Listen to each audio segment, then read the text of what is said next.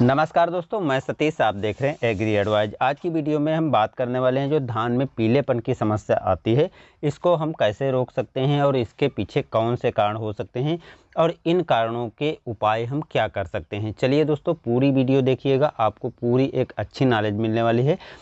सबसे पहले दोस्तों हम बात करेंगे धान में पीलेपन के कौन से कारण हैं, लेकिन उसके पहले चैनल पर नए हैं सब्सक्राइब कर लीजिए, बेल आइकन ज़रूर दबाइएगा।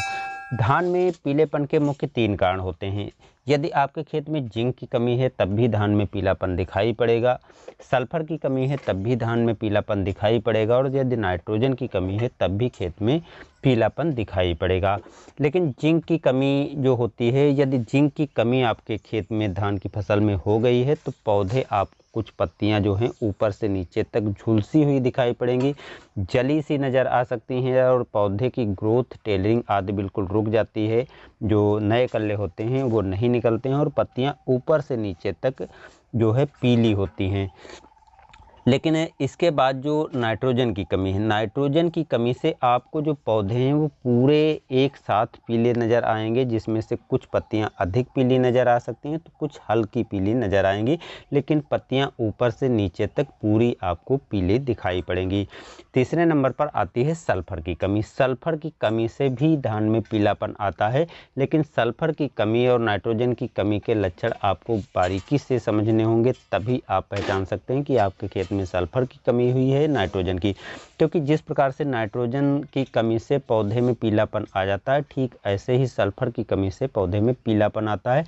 लेकिन सल्फर की जब कमी होती है तो आपको जो पत्तियां पीली नज़र आएंगी, जो नई पत्तियां निकलती हैं वो पीली दिखाई पड़ेंगी और पुरानी पत्तियां आपको कुछ नई पत्तियों से अधिक हरी दिखाई पड़ेंगी, यानी जो नई पत्तियां निकलती हैं उसमें पीलापन अधिक होगा।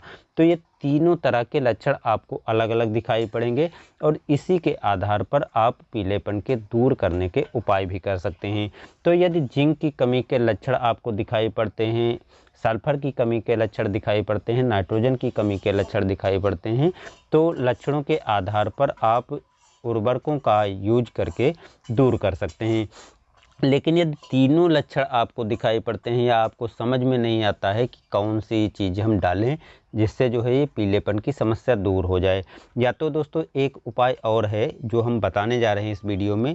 जिंक की कमी, सल्फर की कमी और नाइट्रोजन की कमी को यदि आप पहचान नहीं पा रहे हैं तो एक ही चीज़ को यूज करके आप ये सारी समस्याएं दूर कर सकते हैं।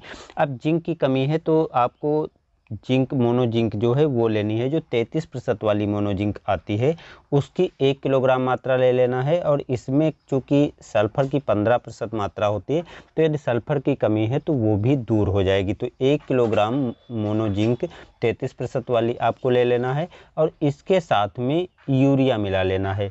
तो यदि जिंक की कमी, सल्फ़र की कमी और नाइट्रोजन की कमी होगी तो ये तीनों तत्व आपको एक साथ मिल जाएंगे और एक साथ स्प्रे कर सकते हैं।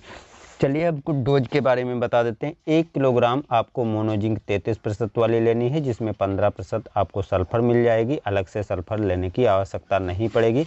और नाइट्रोजन की पूर्ति के लिए 2 किलोग्राम आपको यूरिया ले लेनी है। तीनों चीज़ों को, यानी दोनों चीज़ों को आपको एक में मिला करके और 180 लीटर से 200 लीटर पानी में घोल तैयार करके और स्प्रे कर देना है।